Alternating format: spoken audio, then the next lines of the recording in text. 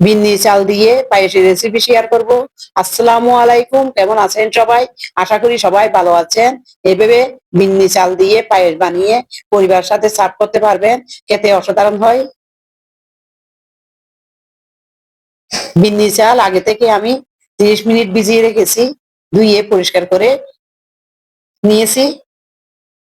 কাঠবাদাম, ক্যাশনাট, বাদাম সব আমি একসাথে নিয়েছি, নারকেল কুড়ানো, খেজুর গুড়।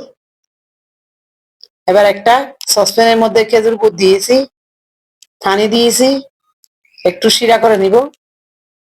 শিরাটা হয়ে গেলে নামিয়ে নিব।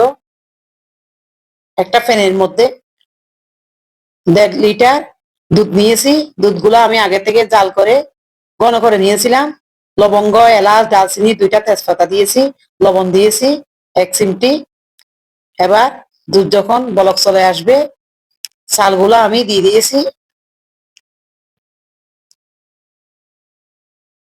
এভাবে নেড়ে চেড়ে ভাতটা রান্না করে নিব।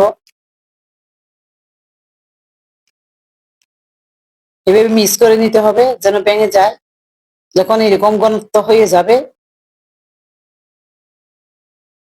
এবার আমি আগে থেকে গুড়ের শিরা করে রাখা শিরাগুলো আমি দিয়ে দিচ্ছি, মিক্স করে নিব। মিক্স করা হয়ে গেলে দিয়ে দিচ্ছি বাদাম, ছোট ছোট করে রেখেছিলাম, কিশমিশ, কাঠবাদাম সব ঘিতে ভেজে আমি দিয়ে দিয়েছি। দিয়ে দিচ্ছি নারকেল কুড়ানো। যারা নারকেল খেতে চান না তারা স্কিপ করবেন। নারকেল দিলে পায়েস খেতে দারুণ লাগে। এরকম যখন ঘনত্ব হয়ে যাবে, ঠান্ডা হয়ে গেলে আরো ঘনত্ব হবে। এরকম অবস্থা আমি নামিয়ে পরিবেশন করে নিচ্ছি। এভাবে খুব সহজে বানিয়ে পরিবারের সাথে সার্ভ করতে পারবেন, খেতে অসাধারণ হয়। কিছু কাঠবাদাম, বাদাম, কিশমিশ সব দিয়ে আমি সাজিয়ে দিচ্ছি।